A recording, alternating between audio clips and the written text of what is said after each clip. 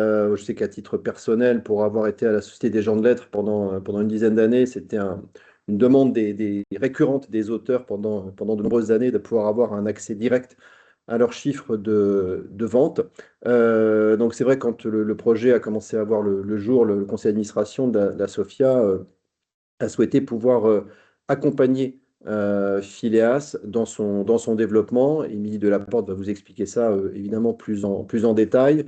Et je voulais juste vous préciser que donc c'est un soutien qui se fait sur la base de nos irrépartissables du droit de prêt. Alors ceux qui lisent nos rapports de gestion chaque année sont peut-être familiers de ce dispositif. Ce sont des sommes que l'on perçoit au titre du droit de prêt, qui sont réparties, mais qu'on ne peut pas redistribuer. Alors c'est souvent soit des maisons d'édition qui ont fait faillite, soit parfois aussi des auteurs étrangers sur la base des ouvrages traduits qui sont plus compliqués à retrouver pour leur verser des sommes. C'est des sommes qu'on ne peut pas utiliser autrement.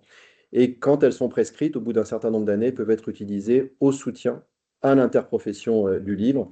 Et s'il y avait bien un projet qui s'inscrivait dans le cadre d'un dispositif au bénéfice de l'ensemble des auteurs et des éditeurs, et donc au soutien de l'interprofession, c'était bien Phileas. Donc voilà, ce qui nous a conduit à accompagner ce projet et à vous permettre, voilà, de le connaître mieux avec ce webinaire d'une petite heure qui lui est consacré aujourd'hui. Voilà, je laisse la parole à Émilie qui va tout vous expliquer. J'espère en tout cas. Bonjour à tous. Merci beaucoup Geoffroy pour cette introduction. Oui, donc l'idée c'était de vous parler aujourd'hui de Phileas. Alors en préambule, pour vous dire un petit peu comment ça va se passer. Donc ce webinaire va se dérouler sur à peu près 1 heure. On va essayer de faire plus court, mais vous êtes très nombreux. Raison pour laquelle d'ailleurs j'ai dû couper les micros et les caméras de tout le monde. Vous ne m'en voudrez pas. Donc, je vous invite à faire la chose suivante. Quand vous avez des questions, au fur et à mesure qu'elles vous viennent au cours de la présentation, vous les posez dans la petite partie conversation que vous allez voir tout en haut de votre fenêtre, normalement. Conversation, donc chat. Toutes ces questions, j'ai Lucie à ma gauche qui est en stage avec nous, qui va les noter au fur et à mesure et on y répondra à la fin du webinaire. Ce webinaire est enregistré, je le précise aussi. Alors, on ne vous voit pas, on ne vous entend pas, mais sachez qu'il est enregistré, notamment pour pouvoir permettre aux personnes qui n'ont pas pu être présentes aujourd'hui de le revisionner, ou si même vous, d'ailleurs, vous voulez le revisionner plus tard. Voilà, vous êtes là, je crois, oui, presque une centaine, bientôt à nous avoir rejoints. Alors, j'ai presque 300 inscrits, donc je ne sais pas combien de personnes seront là pour finir. Donc voilà, posez vos questions dans le chat et quoi qu'il arrive, moi à la fin, je consignerai toutes les réponses que j'aurais pu y apporter. Ou si nous n'arrivons pas au bout de toutes les questions que vous aurez à poser au bout de l'heure, on va de toute façon apporter une réponse.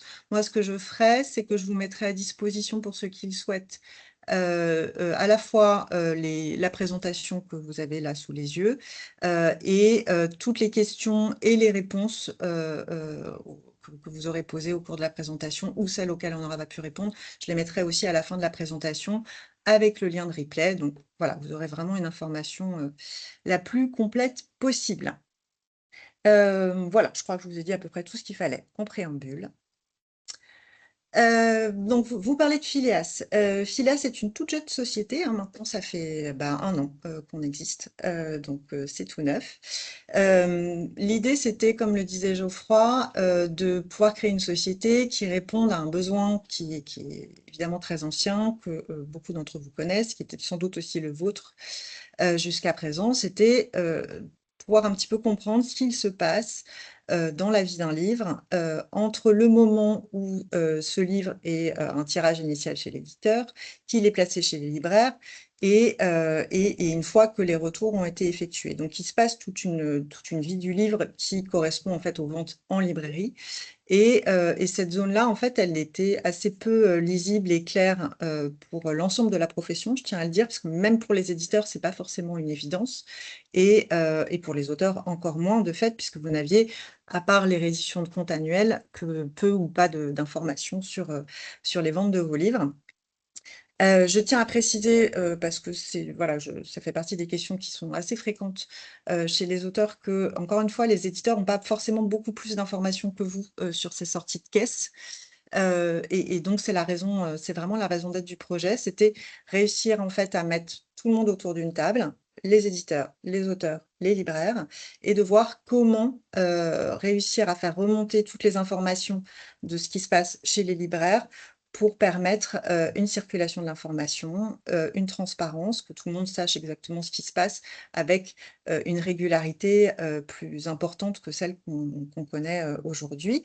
Et notamment, alors ça vous concerne moins vous, auteurs, à titre premier, mais il y a aussi un enjeu pour les éditeurs qui est un enjeu environnemental, parce que c'est vrai que dès lors qu'on sait comment un livre se vend de manière régulière, plus on peut anticiper les retirages éventuels, plus du coup on peut ajuster son tirage initial et anticiper ses retours.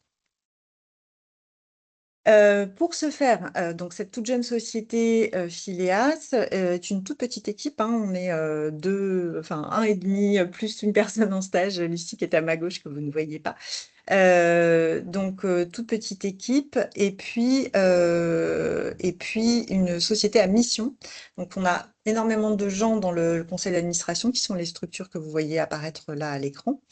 Et une société à mission, ce qui implique que nous avons un comité de mission qui se réunit une fois par an.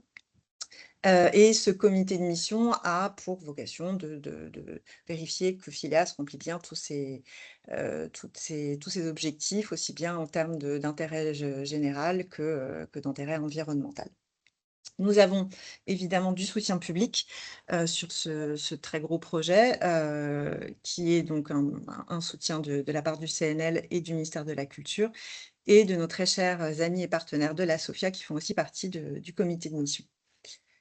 Voilà ce que je pouvais vous dire en essayant d'être rapide, mais je peux répondre ultérieurement à d'autres questions si vous en avez sur ce sujet, mais je ne vais pas passer trop de temps sur l'organisation pour me concentrer sur le service. Alors, le service, alors, on a aujourd'hui plus de 6 000 auteurs inscrits. Une grosse partie d'ailleurs, enfin pas énorme non plus, mais quand même, a été occasionnée par la communication que la SOFIA a faite et que vous avez dû recevoir. Donc on a eu à la fois énormément d'inscrits au webinaire d'aujourd'hui, mais aussi énormément d'inscrits sur la plateforme. Donc il se peut qu'il y ait quelques redites sur ce que je vais vous dire aujourd'hui par rapport à ce que vous savez déjà, parce que je pense que beaucoup d'entre vous ont profité de cette communication pour s'inscrire tout de suite sur Phileas.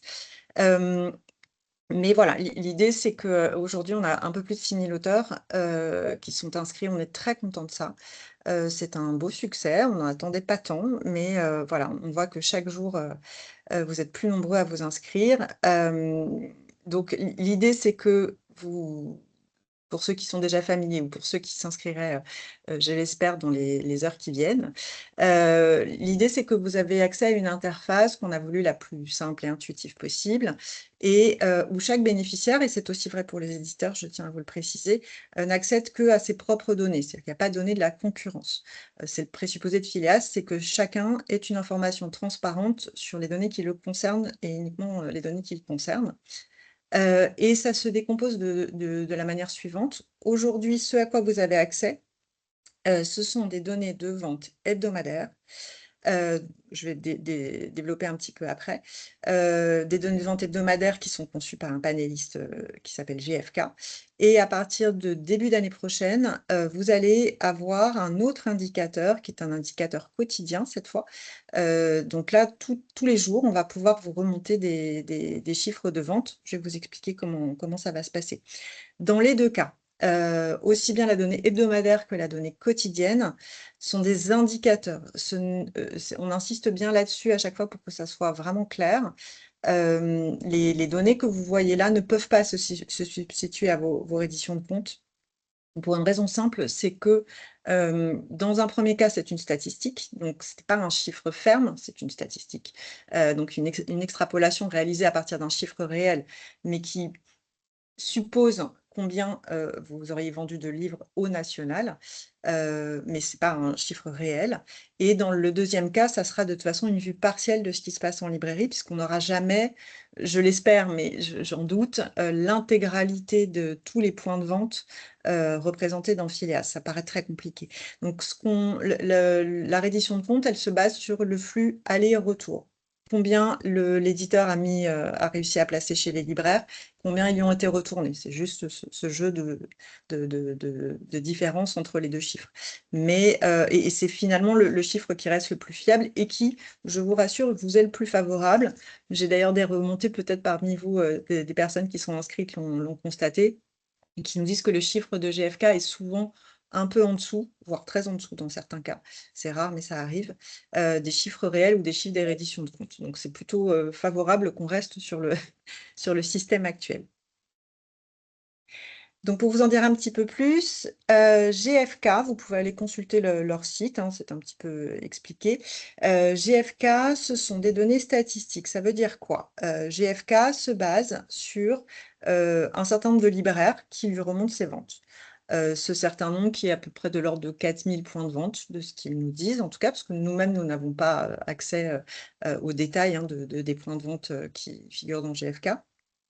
GFK à partir de chiffres remontés par ses points de vente, qui comprennent quand même des grosses grandes surfaces du livre spécialisées et certains très gros revendeurs en ligne, Amazon pour ne pas le citer, donc ce qui donne quand même un chiffre qui est quand même assez représentatif, mais extrapole à partir de ces données-là en disant voilà, je pense que vu que j'ai tant de livres remontés par ces revendeurs, je peux extrapoler au national en disant que la vente au national représente tant.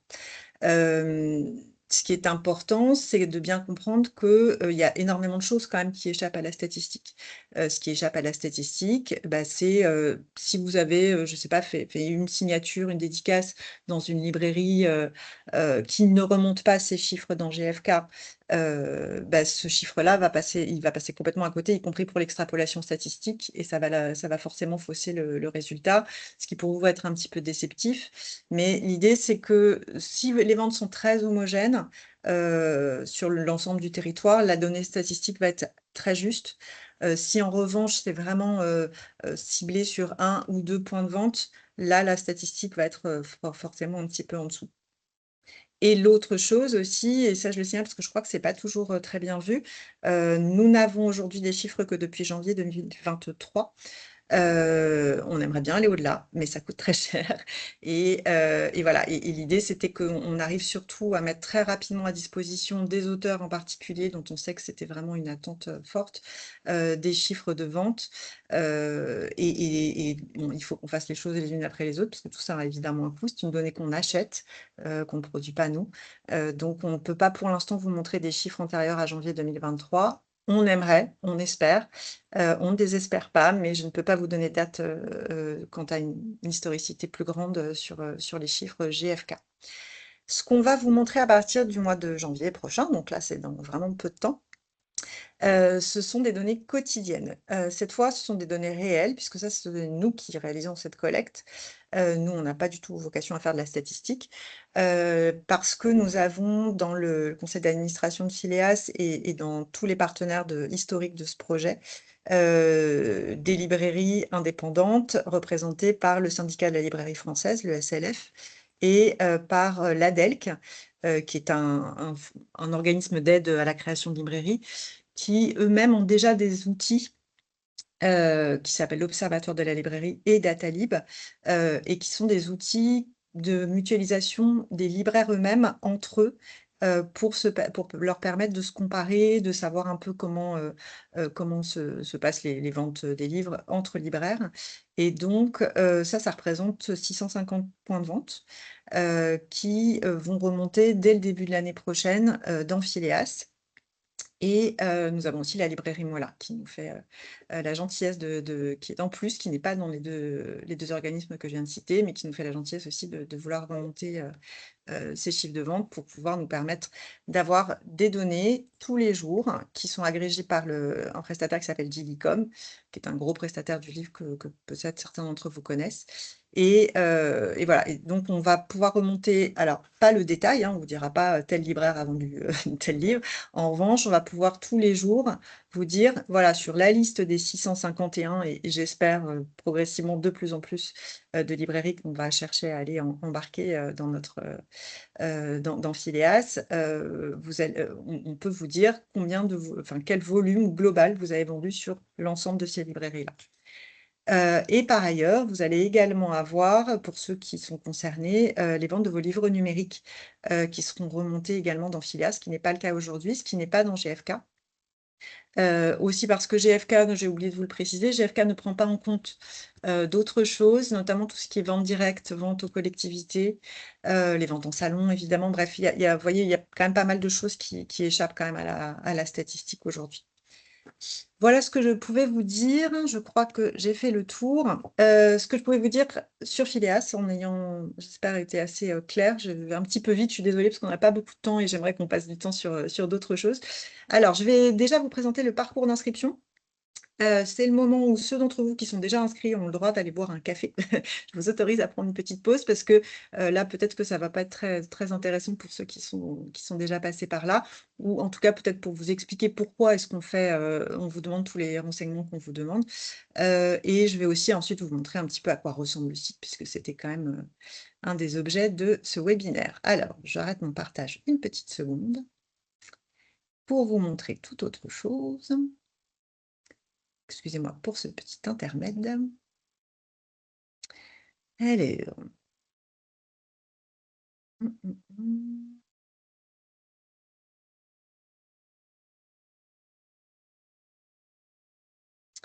Hop.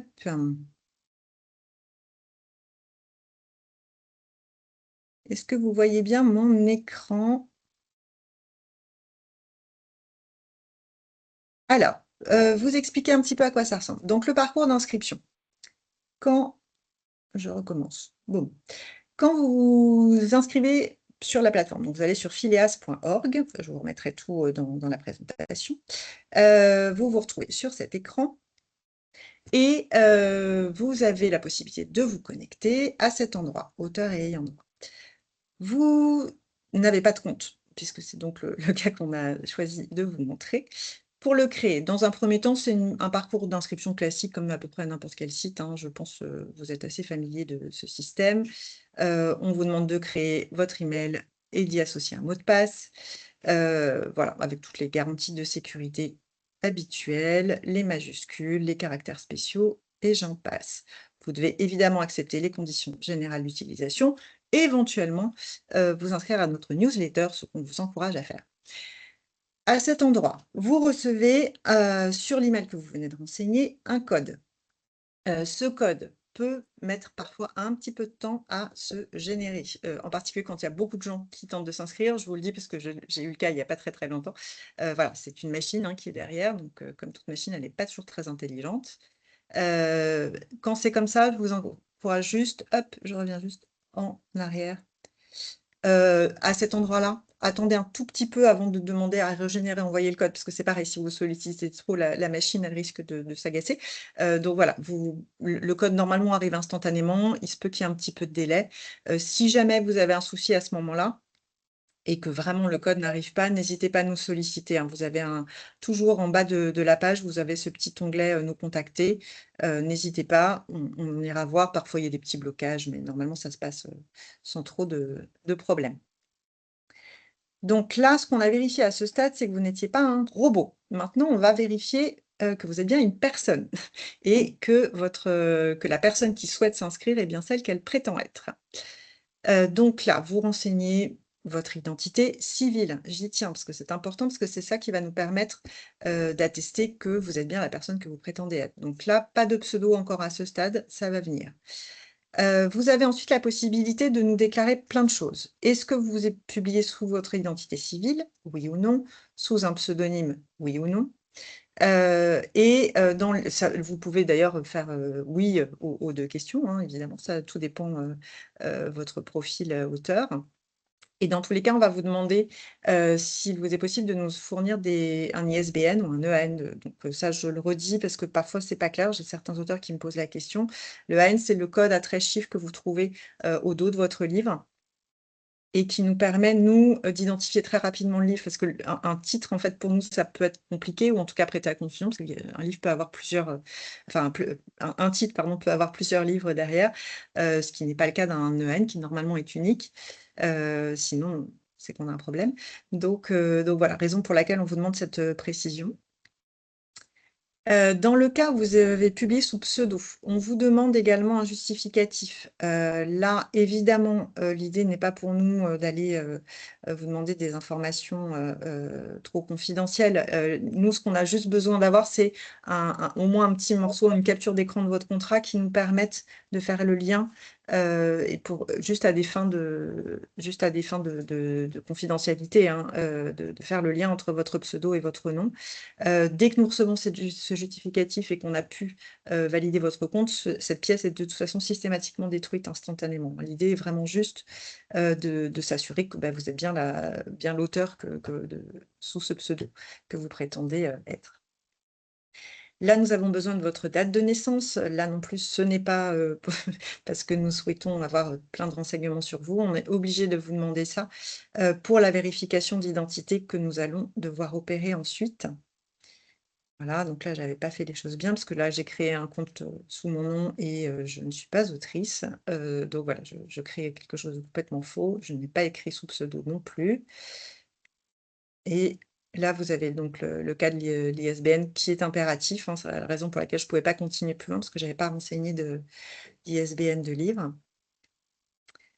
Et voilà, vous avez donc mon âge.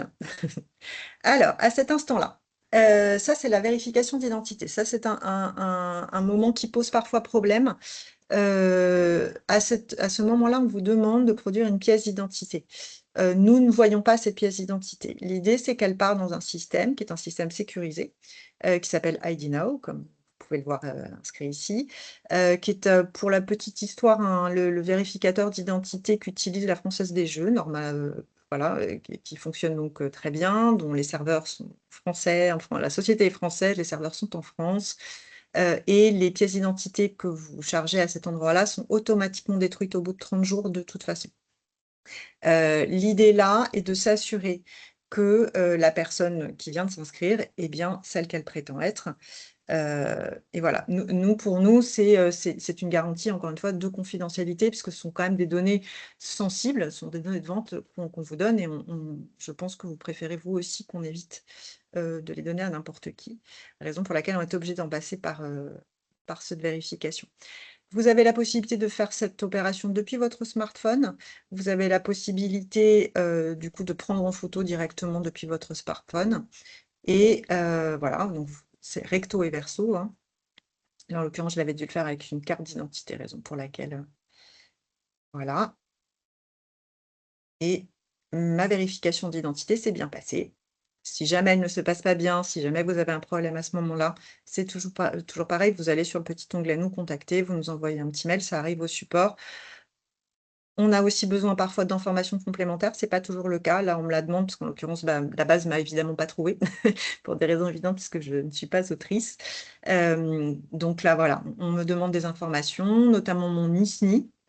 Pour ceux qui sont familiers de ça, l'ISNI est si vous voulez, je ferai un petit complément d'information là-dessus à la fin.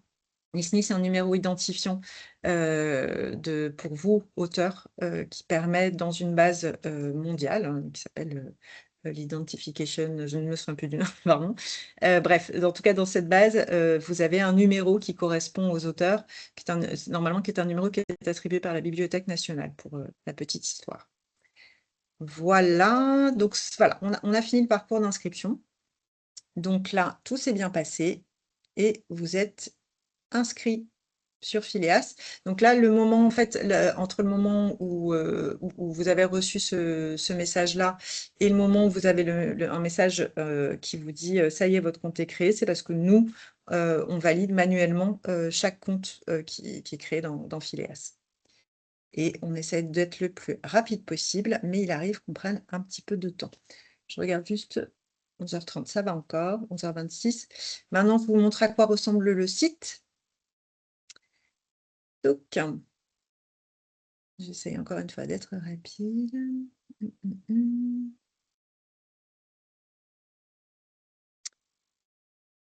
Hop. Alors, à quoi ça ressemble une fois que vous êtes inscrit? Donc, ce compte est évidemment fictif. J'ai en toute modestie choisi de vous montrer le compte d'Arthur Rimbaud. Je fais comme si j'étais Arthur Rimbaud, parce que ma foi, quitte à ne pas être autrice, autant avoir un peu d'ambition. Voilà, donc là, c'est la page d'accueil, si vous êtes Arthur Rimbaud, qui s'affiche. Quand vous êtes auteur, voilà, vous avez cet écran-là qui apparaît. Là, qu'est-ce qui se passe? Vous avez donc, pardon, cette page d'accueil donc là, vous avez en fait en un coup d'œil tous vos livres qui sont par défaut triés par date de parution. Donc là, c'est vraiment la première page. Vous avez par défaut également les ventes qui s'affichent, qui sont les plus récemment mises à disposition. Donc là, les ventes qu'on vous affiche sont celles de la semaine du 24 au 30 novembre. Sachant que ces chiffres sont mis à jour le jeudi soir. Donc, à partir du vendredi matin, vous avez accès. Là, en l'occurrence, si j'avais fait la démonstration demain matin, vous auriez vu les chiffres vraiment de la semaine dernière. Mais là, la semaine la plus récemment mise à disposition, c'est celle du 24 au 30. Là, vous avez la possibilité, alors comme vous le voyez sur une saison d'enfer, par exemple, de voir les ventes sur la période sélectionnée. Donc là, c'est celle du 24 au 30.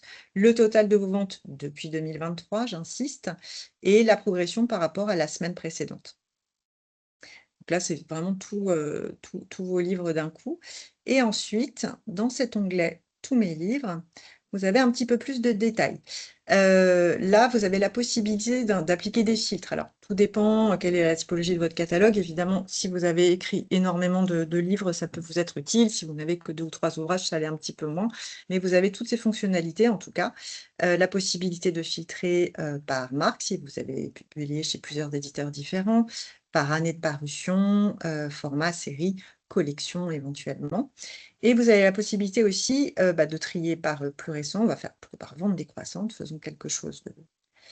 Je précise aussi à toutes fins utiles, même si bon, Arthur Rimbaud ne nous en voudra pas, mais peut-être ses éditeurs, oui, les chiffres que je vous montre sont totalement faux. Hein, c'est un compte de démonstration. Donc les chiffres là sont complètement faux. Vous avez donc la possibilité de changer la période et si vous voulez comparer sur 1 mois, 2 mois, 6 mois, vous avez la possibilité d'afficher des chiffres très très impressionnants. Les ventes donc au cumul sur entre les 6 mois qui viennent de s'écouler et les 6 mois précédents. Vous avez la possibilité aussi d'afficher ces ventes en mode liste. Voilà, il y a pas mal d'auteurs qui passent et d'éditeurs aussi que je vois passer qui préfèrent cet affichage. Vous avez la possibilité, si d'aventure vous étiez familier d'Excel, de faire un export si vous voulez retravailler ces chiffres d'une manière ou d'une autre. Et maintenant, si je vous montre à quoi ça ressemble, alors moi je préfère le mode vignette pour tout vous dire. Je vais repasser en mode vignette. Si vous souhaitez maintenant voir le détail sur un livre, nous prenons les cahiers de Douai. Alors, pardon, excusez-moi. Donc là, vous avez les cahiers de Douai avec déjà les informations du livre telles qu'elles sont référencées. Je ne l'ai pas précisé, sur les informations bibliographiques, on croise deux bases de données différentes aujourd'hui, qui sont la base d'Illicom. Dilicom étant un opérateur du livre assez connu qui cherche justement enfin, un fichier le plus complet possible du référencement du livre, qui interface les distributeurs et les libraires principalement, qui permet que les libraires passent commande auprès des distributeurs. C'est surtout des flux techniques. Et ils ont aussi donc cette très grosse base qu'on appelle le fichier exhaustif du livre. Donc les principales informations viennent de chez eux, mais on a aussi consolidé ces informations bibliographiques avec la base de données Electre, qui, elle, qualifie très bien tout ce qui est contributeur, parce qu'on s'était rendu compte que chez Lilicom, le référencement avait parfois, surtout sur des livres un peu anciens, pas été fait très très bien en termes de contribution. Electre a le mérite de bien référencer, en particulier les traducteurs, qui sont parfois lésés malheureusement dans les référencements. Et ça nous a permis de gagner beaucoup, nous, en temps et en efficacité pour valider vos comptes, puisque maintenant, on a assez systématiquement les noms des traducteurs et d'autres types de contributions, comme les coloristes, les illustrateurs qui remontent. Et les collections également, qui n'étaient pas forcément bien renseignées chez Dilicom et qui le sont très bien chez Electre. Donc voilà, là, vous avez toutes les informations relatives à votre livre, aussi bien son classement, sa collection. Vous avez ensuite la possibilité d'avoir accès aux détails. Donc là, vous avez également la possibilité pour ce livre-là en particulier de changer la période. Là, on vous remet un petit mot pour vous expliquer que les chiffres qu'on vous montre là, ce sont des chiffres statistiques, que ce ne sont pas des ventes fermes. Donc voilà, à prendre avec précaution. Et de toute façon, vous avez, si vous souhaitez en savoir plus et puis comprendre un petit peu mieux, on a vraiment fait une page très, très détaillée pour vous expliquer l'origine des données qu'on vous remonte dans Phileas. N'hésitez pas à aller la consulter. Et puis, vous avez ce petit graphique, enfin, qui vous permet de voir le cumul de vos ventes sur la période qui vous intéresse, donc de 1 mois à 2023 au cumul. Et ça, c'est je pense peut-être un peu plus intéressant. Vous avez possibilité d'avoir une vue hebdomadaire. Alors là, c'est pas forcément pertinent sur le livre que j'ai choisi, mais il y a certains livres sur lesquels c'est très évident qu'il y a un pic à un moment donné. Ça vous permet quand même de visualiser s'il y a eu à un moment donné une action de promotion sur votre livre, de voir quel impact elle a pu avoir. Voilà, ça vous permet de le visualiser de manière assez simple. Et dans tous les cas, d'avoir vous voyez, le récap semaine par semaine et de vous renvoyer à vos autres livres. Vous avez enfin la possibilité dans tous les onglets là que je ne vous ai pas montré. Là, c'est le formulaire d'aide. Donc là, vous avez tout ce qui est foire aux questions. Et vous avez également ce formulaire déclarer un titre manquant. Vous pouvez d'ailleurs nous poser d'autres questions que déclarer un titre manquant, hein. C'est selon ce que vous avez envie de nous communiquer. N'hésitez pas, ça arrive qu'il y ait des titres qui manquent pour les raisons que je viens de vous expliquer. C'est-à-dire qu'on a affaire à des très grosses bases de données du livre.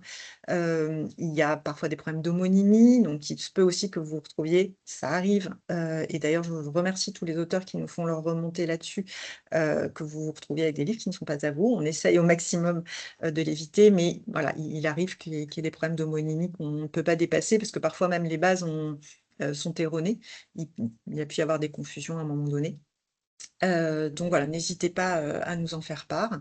Et puis là, enfin, vous avez donc un petit onglet, vous avez possibilité d'ajouter dans les favoris, ça je ne vous ai pas montré, mais si vous avez des titres que vous souhaitez suivre en particulier, si vous en avez beaucoup, ça vous permet de les visualiser. Et enfin, vous avez en gros votre profil, hein, vous pouvez à la fois nous contacter et gérer votre compte, changer votre mot de passe, etc., etc. Eh bien, 11h35, je crois que je n'ai pas été trop mauvaise en termes de temps. Donc voilà, on va passer à la session des questions et réponses. Alors attends, juste, je regarde. OK. Questions et réponses. Donc là, je vais laisser Lucie, si elle veut bien me faire part de... Est-ce qu'il y a beaucoup de questions déjà? Il y en a quelques-unes Ouais. et je suis en train de continuer à regarder sur le chat. Donc, si vous avez d'autres questions, n'hésitez pas à les écrire pour que je puisse les ajouter à la liste des questions. La première question, c'était de savoir si on allait également pouvoir comptabiliser les ventes faites en salon par les auteurs. Alors, les ventes en salon. Les ventes en salon, ça peut être un peu compliqué. Là-dessus, pour nous, c'est pas forcément évident pour plusieurs raisons. En fait, tout dépend comment ça se passe. Ce que je pense on n'arrivera pas à avoir, parce que ça me paraît compliqué, c'est les ventes en salon dès lors que c'est l'éditeur lui-même qui les opère. C'est-à-dire que si l'éditeur a son propre stock, enfin il a de fait son propre stock, et qu'il vend directement sur un salon, là je vois pas bien comment on va réussir à collecter ces chiffres-là, encore que pourquoi pas, mais en tout cas le système tel qu'il est bâti aujourd'hui ne le permet pas. En revanche, il y a beaucoup de cas, et je crois même que c'est de plus en plus fréquent, où sur les salons et en particulier sur les très gros stands, les éditeurs en fait passent par des libraires. Auquel cas, dès lors que ça passe par le système de caisse du libraire, en fait, ce sont des ventes qu'on va avoir également. Donc tout dépend comment la vente en salon est opérée en fait. Ensuite, il y avait la question sur justement la suppression des livres qui ne nous appartiennent pas. Ouais. Les livres qui reviennent, comment est-ce qu'on peut faire pour éviter qu'ils reviennent systématiquement au bout de quelques jours? Alors, normalement, il ne devrait pas revenir. Là, c'est un problème. Alors, ça, n'hésitez pas à nous le signaler du coup sur le support, normalement, ça ne doit pas revenir. Une fois qu'on vous a supprimé, qu'on a supprimé un livre qui ne vous appartient pas, il ne devrait pas remonter. En fait, le principe, hein, pour essayer de vous expliquer un petit peu la cuisine interne, c'est que nous, en fait, on associe on n'associe pas un ISBN à un compte.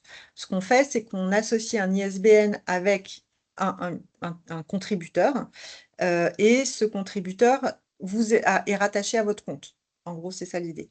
Le problème, c'est que si jamais il y a une erreur dans la base de données, des bases de données d'origine qui nous fournissent les données, si ce contributeur, qui serait votre nom, est associé à des ISBN qui sont pour certains à vous, mais d'autres pas, là, on a des soucis parce que nous, il faut qu'on démêle la pelote, en gros, hein.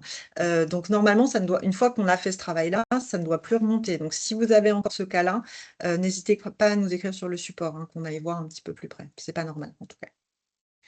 Une autre question, c'est est-ce qu'il est prévu de comptabiliser également les ventes hors France? Alors oui, tout à fait.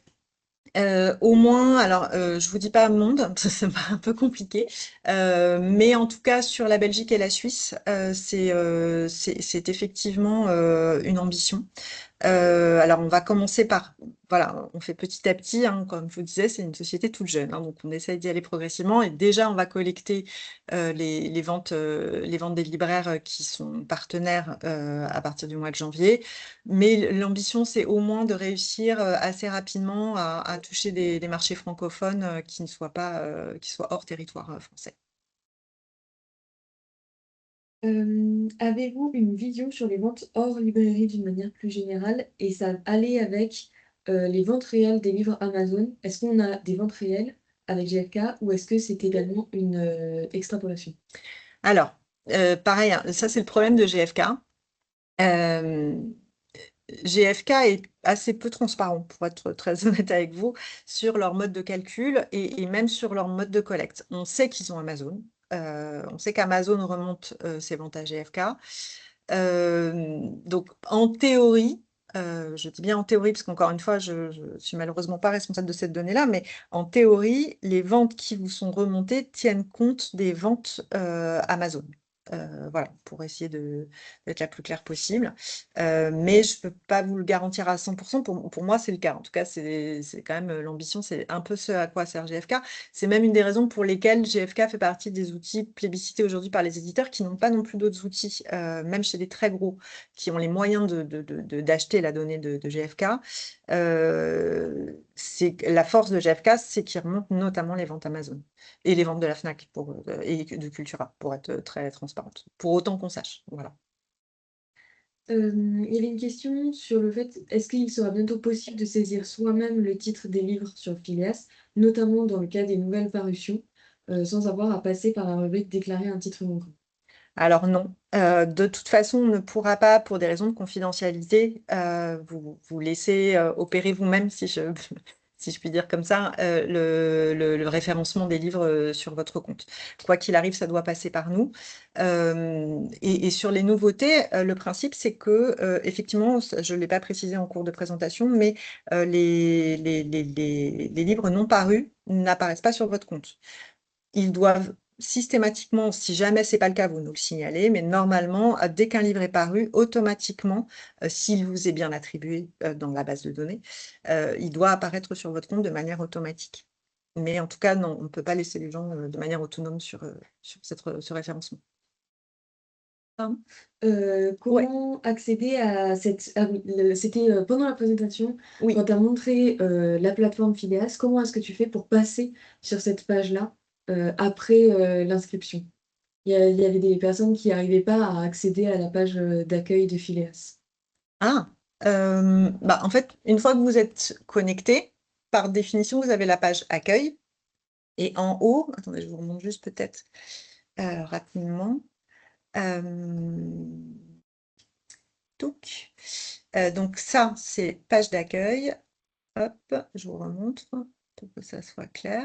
Donc ça, une fois que vous avez renseigné votre votre mail et votre mot de passe, vous recevez un mail pour de double authentification, hein. C'est toujours pareil, je suis désolée, c'est le monde merveilleux d'Internet, mais on est obligé de passer par ce système de double authentification. Donc, vous recevez un code par email pour qu'on s'assure que ce n'est pas quelqu'un qui se tente de se loguer à votre place.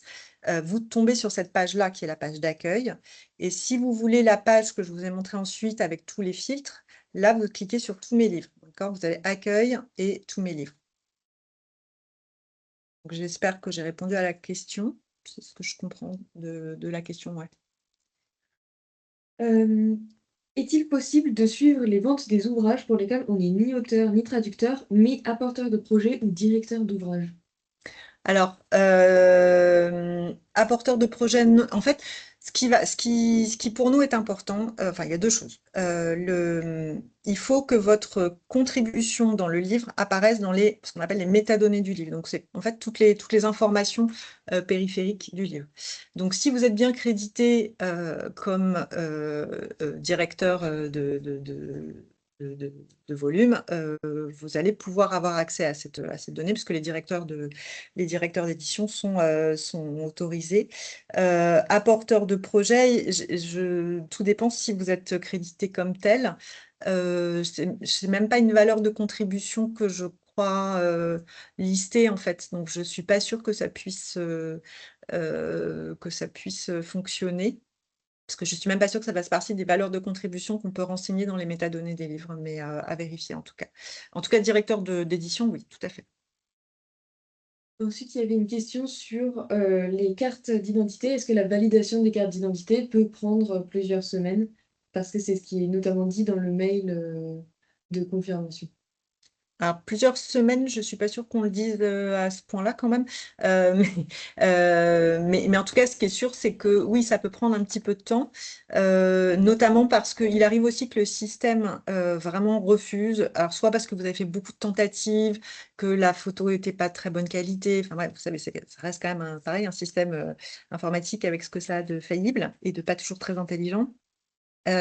Donc, si vraiment il y a un souci, nous, on peut éventuellement débloquer manuellement, ce qui peut prendre du coup un petit peu plus de temps. Mais voilà, en tout cas, c'est pas forcément plusieurs semaines, non, ça me paraît quand même très long. Plusieurs jours, oui, ça peut arriver éventuellement. Ensuite, il y avait une question sur les livres d'occasion. Est-ce que Phileas mène une réflexion à ce sujet? Est-ce que les ventes seront comptabilisées? Alors, nous, pour vous redire comment ça fonctionne, nous, ce qu'on fait, c'est que ce soit d'ailleurs dans le cas de GFK ou dans le cas des ventes quotidiennes, qu'on vous remontera donc à partir du mois prochain, la logique pour nous, c'est on a un ISBN qui passe dans un système de caisse ou qui passe par GFK, et il y a un volume de vente associé. Pour nous, la question de savoir si le livre est neuf ou d'occasion ne se pose pas parce qu'on n'a pas l'information. C'est-à-dire que nous, on n'a aucun moyen de savoir si le livre, en tout cas, est vendu chez le libraire en neuf ou en occasion, mais quoi qu'il arrive, il est vendu avec un ISBN derrière. Nous, pour nous, c'est totalement aveugle. Donc, on n'a pas vocation particulièrement à traiter l'occasion. Mais c'est une donnée qu'on peut recevoir, mais mélangée avec celle du neuf. En tout cas, on n'a pas possibilité, nous, puisqu'encore une fois, nous, l'idée, si vous voulez, c'était d'ailleurs un impératif même pour les libraires, c'est-à-dire que l'idée, c'est qu'il ne faut pas que nous, on ait accès non plus à trop de détails d'informations pour ne pas non plus poser problème aux libraires dans leur commerce, quoi. On n'a pas vocation à faire de la concurrence de quelque manière que ce soit, ou à poser des... C'est pour ça que je vous dis notamment qu'on ne peut pas vous dire tel libraire a vendu tant de volumes. Ça ne paraît pas possible, parce qu'il y a quand même aussi une confidentialité de leur côté et qui est tout à fait normale. Donc, en tout cas, sur l'occasion, pour vous répondre, on n'a pas possibilité de faire cette distinction après. Émilie, est-ce que je Oui, peux juste bien sûr, je crois, oui. sur ce sujet comme vous le savez sûrement, mais la question du livre d'occasion est devenue un sujet important pour nous. On a fait à la Sophia une étude il y a maintenant un peu plus d'un an sur le marché du livre d'occasion qui représente à peu près 20% du marché du livre, avec un préjudice qui est à nos yeux énorme pour les auteurs et les éditeurs, puisque les auteurs et les éditeurs ne perçoivent rien sur la revente de livres d'occasion, que ce soit fait par des particuliers ou par des librairies ou par des commerces de vente en ligne. Je pense que c'est important quand même qu'on s'assure bien, peut-être au niveau de Phileas, je ne sais pas exactement comment, que les livres d'occasion ne rentrent pas dans le dispositif. puisque sur ces ventes-là, il n'y a pas de droit d'auteur à attendre, ni pour Mhm. l'auteur, ni pour l'éditeur. Et quand les auteurs feront, même si comparaison ne vaut pas raison avec les redditions de comptes qu'ils vont recevoir, il ne faut pas qu'ils s'attendent à ce qu'il y ait une rémunération pour ces livres-là. Bien De sûr. ce que moi je sais, dans les grandes librairies, il y a normalement un système double, ils doivent avoir un livre de compte différent pour les reventes d'occasion, hein. C'est comme ça que ça se Ouais. passe, en tout cas chez Gibert et je pense dans les sites de vente en ligne également. Donc je pense que dans ce qui est remonté, on est exclusivement sur les ventes de livres neufs, ceux qui donnent lieu à rémunération. Et je pense que c'est un point important de vigilance. Ouais. Peut-être qu'un jour, si le souhait des auteurs et des éditeurs est porté aussi par la SOFIA et d'avoir une rémunération, une compensation pour les ventes de livres d'occasion. Alors, on aura plus d'informations sur les titres qui sont vendus. Mais aujourd'hui, ce qu'il faut retenir, c'est que c'est quand même 20% 20% du marché qui échappe aux auteurs et aux éditeurs et en grande partie aux libraires, hein, parce que c'est quand même essentiellement des ventes qui désormais sont faites en ligne. Et c'est un sujet sur lequel on continue de se battre pour essayer d'obtenir quelque chose, soit au niveau franco-français, soit au niveau européen, soit au niveau international, parce que c'est un sujet qui n'est pas que français et qu'on essaye de porter au niveau du Parlement européen et au niveau de l'Organisation mondiale de la propriété intellectuelle. Voilà, je faisais juste Mhm. une parenthèse sur ce sujet qui est devenu très important. Un dernier chiffre, hein, c'est sur le roman policier, par exemple, on est à un livre sur deux qui est vendu aujourd'hui, qui est vendu d'occasion, donc qui ne rapporte pas aux auteurs et aux éditeurs. 20% du marché du livre comparé aux 5% du marché du livre numérique. L'enjeu aujourd'hui, il me semble qu'il est vraiment de ce côté-là. Je Ouais, bien comprends sûr. la question en tout cas qui a été posée. Tout à fait. Mais alors, en plus, alors pour préciser, de toute façon, ce qui est assez clair, c'est que selon la manière dont c'est tenu chez les libraires, évidemment, puisque c'est nous, de toute façon, ce qu'on a vocation dans les ventes quotidiennes réelles à vous remonter, ce sont les sorties de caisse des librairies. Soit il y a un système d'identification du livre qui est effectivement différencié, auquel cas il y aura l'occasion va pas se manifester dans les ventes qu'on vous remonte. Après, comme tu disais, hein, Geoffroy, le fait est que ce gros problème de l'occasion, il est lié aussi à des plateformes avec lesquelles nous, on n'a pas vocation à travailler. En tout cas, dans le cas d'Amazon, qui est un peu particulier, même si on ne désespère pas à un moment donné que Amazon accepte de nous donner ses ventes, c'est probablement pas pour tout de suite. Et voilà. Et quant aux plateformes autres, type Momox et autres, ou Vinted, bon, je ne vois pas comment est-ce qu'on peut se dire qu'on aura un jour les chiffres de l'occasion, même si ce serait très intéressant, mais je doute qu'ils nous les donnent. Donc voilà, donc je pense que ça sera de toute façon, si ça se manifeste à un moment donné, ça sera de manière très périphérique, puisque ça serait, nous, c'est chez les libraires indépendants, donc je ne pense pas qu'on ait trop ce cas-là. Il y avait une Ouais. question qui revenait sur les chiffres de vente d'avant 2023. Est-ce qu'à un moment, on les aura? Et ben, c'est ce que je vous disais au départ. Alors, les chiffres de vente avant 2023, alors que ce soit pour le quotidien, déjà oui, ça, parce que c'est quand même une précision que j'ai pas faite, sur GFK. GFK, ce que je vous disais, c'est qu'on achète cette donnée. On l'achète très cher, voilà, on ne va pas pleurer, c'est comme ça, mais c'est une donnée qui coûte cher, qu'on arrive à acheter, ben, notamment grâce au soutien public et au soutien de la SOFIA dont on bénéficie. Je ne peux pas l'exclure, hein, j'aimerais bien vraiment. Tout va dépendre aussi comment la société arrive à se développer, parce qu'on est aussi une société privée, hein, donc il faut aussi qu'on génère un petit peu de chiffre d'affaires. On aimerait, euh, on aimerait vraiment réussir à vous remonter des chiffres avant 2023. De toute façon, alors GFK, quoi qu'il arrive, GFK, je crois que c'est 2003, le début de la collecte GFK. Donc ça commence à faire un petit peu, hein, ça fait quand même une vingtaine d'années, mais c'est pas, de toute façon, ça peut pas être au-delà. Et en plus, il faut voir aussi dans quelle mesure est-ce que c'est très pertinent même pour vous, parce que le périmètre de la collecte des données de GFK n'est pas non plus toujours le même sur les 20 années dont je vous parle là. Donc, qu'est-ce que dit la statistique GFK vraiment quand elle est issue, je sais pas, je dis n'importe quoi, de 2012? Honnêtement, je sais pas dans quelle mesure est-ce que c'est forcément très pertinent. Et voilà. Mais en tout cas, on aimerait bien essayer d'avoir des années supplémentaires, mais je ne peux pas vous le garantir aujourd'hui. C'est vraiment tributaire des moyens qu'on aura pour le faire. Et quant à la collecte quotidienne, donc là, cette fois directement en librairie, hein, donc ce à quoi vous aurez accès à partir du mois de janvier. Alors déjà, je ne vous ai pas précisé, mais ça se présentera de manière assez simple hein, sur votre compte tel que vous le connaissez aujourd'hui. On va vous prévenir déjà quand ça va arriver, ces ventes quotidiennes. Vous allez avoir la possibilité de définir par défaut si vous préférez voir d'abord GFK ou d'abord les ventes quotidiennes dans les librairies indépendantes. Et ensuite, vous aurez de toute façon toujours la possibilité de basculer d'une interface à l'autre avec un simple bouton qui vous permet de basculer soit en quotidien, soit en hebdomadaire. Voilà. Et donc, sur ces ventes quotidiennes, là, on aura un historique qui va être très court, hein, parce que là, c'est beaucoup, beaucoup de données à charrier. Donc, je crois qu'on avait dit 60 jours, je ne veux pas dire de bêtises.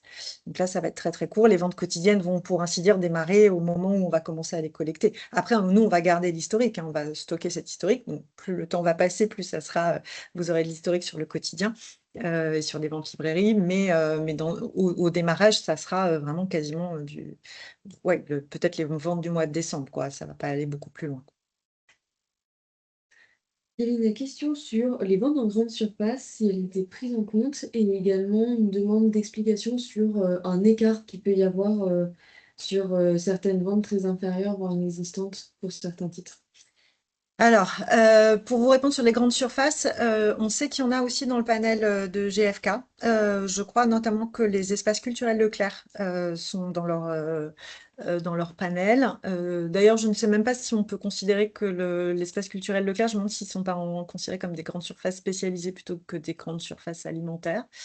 Mais bon, en tout cas, je sais qu'ils en ont un certain nombre, mais pareil, nous, on n'a pas le détail. Mais je vous dis ça, il n'y a pas que nous hein, qui l'avons pas. Même les éditeurs qui utilisent GFK n'ont pas le détail des gens qui collaborent, enfin, qui est des libraires ou des surfaces de vente, disons, qui remontent leurs chiffres. Donc, on sait qu'ils ont des grandes surfaces alimentaires. Ils ont aussi des magasins spécialisés hors livres, type Nature et Découverte, ce genre de choses, où il y a quand même des livres vendus, mais c'est évidemment pas l'activité principale de l'enseigne.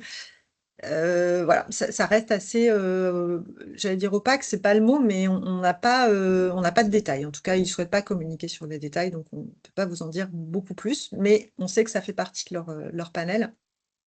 Et du coup, sur cette histoire d'écart, on travaille avec eux là-dessus parce que c'est vrai que vous êtes assez nombreux quand même à nous remonter des écarts. Alors, avec cette idée quand même que, je vous disais, hein, donc on n'a pas, si vous avez un cumul, vous, de ventes qui serait 10 ans avant l'existence, enfin 10 ans avant Phileas, nous, on vous remonte des ventes que depuis 2023. Dans tous les cas, il y a forcément enfin, il y a aussi cette différence-là. Après, c'est ce dont je vous parlais aussi tout à l'heure. Il y a ce problème d'homogénéité des ventes au national, sur lesquels, si votre livre s'est très bien vendu, mais dans des points de vente qui échappent à la couverture GFK, disons, il est possible qu'ils nous remontent des données qui soient fausses. Après, on leur signale hein, tout ça. Nous, ce qu'on a constaté, souvent, c'est et chez aussi bien auteurs que éditeurs qui ont des identités très régionalistes, par exemple. La GFK, ils sont pas très très bons. Sur la jeunesse, la BD, ils sont pas non plus très très bons. Voilà, il y a des segments et des identités particulières qui, voilà, plus votre livre est, disons, grand public avec une couverture homogène de vente au national, plus GFK va avoir des stats qui sont fiables. Dès qu'on décroche un petit peu ou sur des petites quantités aussi, là, GFK n'est pas toujours très bon. Donc, je vous dis, on essaye vraiment de travailler avec eux pour qu'eux aussi revoient ensuite leur algorithme, en fait, hein, parce que c'est aussi parfois juste un mode de calcul qui peut être un peu défaillant. Voilà. En cas de différence sur des chiffres de vente avec un éditeur, Phileas peut-il être mis en avant? Alors, non. Non, je réponds un peu rapidement. Non, alors vous pouvez toujours dire, enfin, vous avez le droit, de toute façon, c'est un accès, vous avez un accès gratuit, hein, j'ai oublié de le redire, mais l'accès pour les auteurs est totalement gratuit à Phileas. Et les éditeurs n'ignorent pas que vous avez aussi désormais accès à cette donnée-là. Donc, nous, si vous voulez, comme ça reste une donnée statistique dont on vous dit, et je viens encore de vous l'expliquer, qu'elle n'est pas non plus fiable, enfin qu'elle a beaucoup de limites. Oui, vous pouvez toujours dire à votre éditeur que c'est pas ce que vous aviez comme information dans Phileas. Pour autant, votre éditeur vous répondra et il aura raison que ça reste de la statistique. Donc, encore une fois, ce qu'il faut peut-être, alors je comprends que ça soit, comme vous y avez aussi, il y a aussi cette grande attente autour de Phileas. Je comprends que ça puisse être déceptif de pas avoir, maintenant que vous avez enfin accès à de l'information qui vous manquait cruellement, de pas pouvoir avoir quelque chose de plus solide, mais ça peut, de tous les cas, le chiffre que va vous avancer l'éditeur sera forcément plus fiable que celui que nous on vous donne, pour les raisons que je vous expliquais. Et la plupart du temps, et je crois même, pour l'instant, je n'ai eu que des cas comme cela, le chiffre de votre éditeur sera meilleur que celui que vous allez avoir dans Phileas. L'idée, c'est plutôt d'avoir une idée, enfin, de la vie de votre livre une fois qu'il est paru, et de grandes tendances. C'est pas forcément de se dire, voilà, j'en ai vendu, l'éditeur me dit que j'en ai vendu 5, alors que dans Phileas, il y a écrit 6. Ça peut pas être aussi simple que ça. Voilà. Deux questions pour Est-ce la est-ce fin. que, pardon, est-ce Oui, qu'Émilie, je peux juste bien rajouter sûr, je sur ce crois. point-là, Mm. enfin, j'appuie évidemment sur le fait qu'il ne faudra pas comparer les chiffres qui sont transmis par l'éditeur et les chiffres de Phileas. Simplement, c'est quand même un ordre de grandeur qui est intéressant et que l'auteur a pour la première fois directement et qui peut quand même comparer avec les chiffres qui sont apportés par Mm. l'éditeur. Et sur des points d'attention pour ne pas comparer les deux, c'est que les chiffres des éditeurs sont des chiffres de mise en vente, de mise en place dans les librairies. Ils ne sont pas forcément, dans la reddition de compte, des chiffres de vente ferme par la libraire. Donc, par la librairie, pardon. Donc, c'est pour ça d'ailleurs qu'il y a des provisions pour retour, qu'on peut toujours discuter, mais c'est pour ça qu'il y a des provisions pour retour, parce qu'il n'a que des chiffres de mise en place qui ne correspondent pas à des chiffres de vente ferme sortis de caisse. Or, c'est tout l'intérêt de Phileas, et ce sera encore plus l'intérêt quand on aura les chiffres des libraires régulièrement et quotidiennement, c'est que ce sont vraiment pour la première fois des chiffres sortis de caisse. C'est vraiment ce qui a été vendu et qui donc ne peut plus être retourné par le libraire. Donc attention, il y a des décalages, un petit peu de calendrier, il y a des chiffres qui ne sont pas exactement sur les mêmes périmètres et surtout on ne parle pas exactement de la même chose, mise en place d'un côté et vente ferme de l'autre. En revanche, c'est vraiment pour la première fois à disposition et gratuitement des auteurs un élément clé sur l'ordre de grandeur de leur vente de titres de semaine en semaine, de mois en mois, d'année en année et bientôt quotidiennement. Donc ça, c'est vraiment un point intéressant. Mais effectivement, attention, ne cherchez pas à trouver exactement le même montant d'un côté et de l'autre, ça, c'est pas possible, par définition. Tout à fait.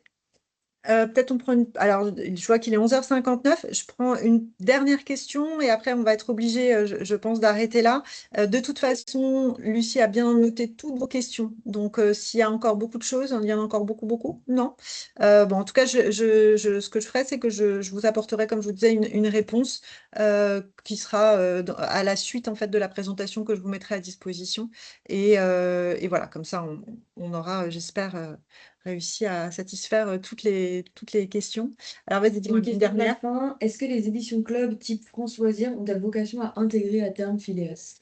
Alors, vous faites bien d'en parler. France Loisirs, on sait que ça, c'est pas dans GFK. GFK n'a pas les ventes des clubs du livre.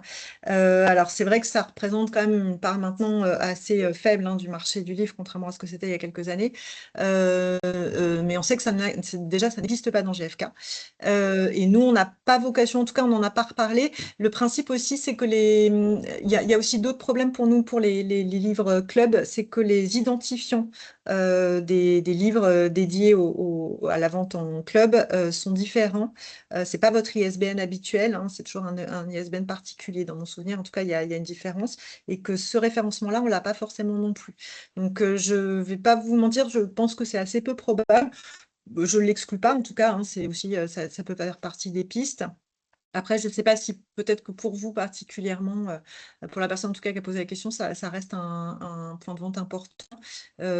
C'est pas une priorité, mais ça peut faire partie des choses qu'on peut essayer de travailler en tout cas. Ouais. Mm. Voilà, bon, Si, bah, si je peux me écoutez, permettre, Émilie, ouais, avant la fin, parce que tu ne les vois pas, mais dis-moi. il y a moult remerciements Ah, à c'est la fois vrai, pour la super. présentation et pour la mise en œuvre de ce dispositif et pour avoir Ouais. essayé pendant des années, voire plus d'une dizaine d'années, d'obtenir enfin un dispositif de cette nature.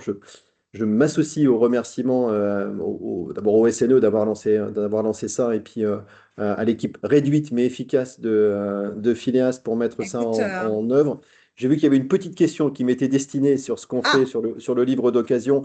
Alors, on travaille d'arrache-pied et on travaille vraiment encore le ministère de la Culture et le gouvernement et, euh, et la présidence, puisqu'on a eu un entretien sur ce sujet avec le président de la République, sur faire en sorte qu'il y ait une compensation pour le livre d'occasion. On a plusieurs pistes juridiques, mais qui sont toutes compliquées, donc il faudra qu'il y ait vraiment une volonté politique forte, voire une volonté européenne si on doit en passer par le circuit européen.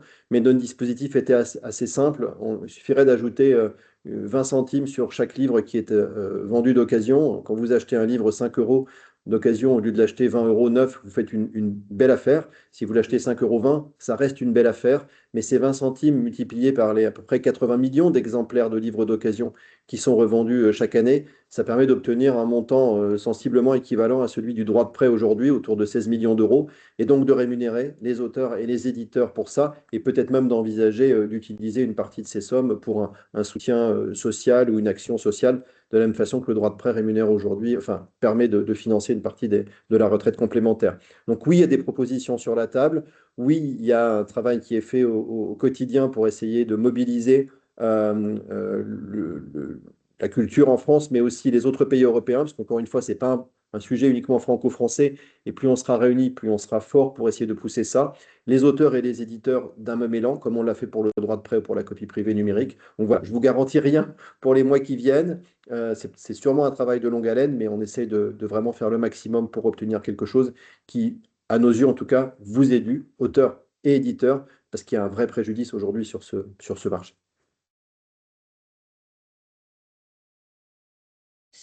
oui, effectivement, c'est quand même c'est un vrai sujet. Nous, alors c'est vrai que c'était pas dans le prisme initial de Phileas, mais ça peut être intéressant de voir après dans quelle mesure est-ce que nous on peut aussi servir à quelque chose. En tout cas, voilà. Merci à tous. Moi, je suis très contente d'avoir pu vous parler. Alors, vous étiez très nombreux, hein, je crois, pour finir. Pas autant que d'inscrits, hein, c'est toujours le cas, mais quand même beaucoup. Et puis, bah, n'hésitez pas déjà à parler de nous si vous êtes contents, surtout. Bon, si vous n'êtes pas content, vous n'êtes pas obligé d'en mentionner, mais si vous êtes très content du service, n'hésitez pas à le dire autour de vous, sur vos réseaux sociaux.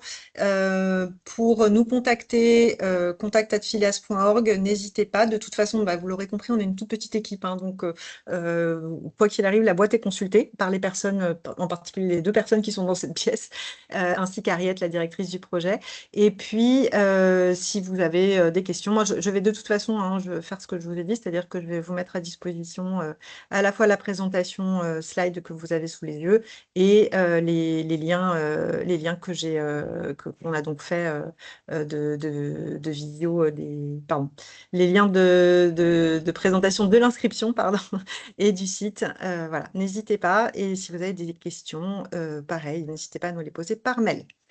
Voilà, je vous remercie tous. Je vous dis à très bientôt. Très bonne fin d'année et de très bonnes fêtes. Et j'espère à bientôt. Au revoir.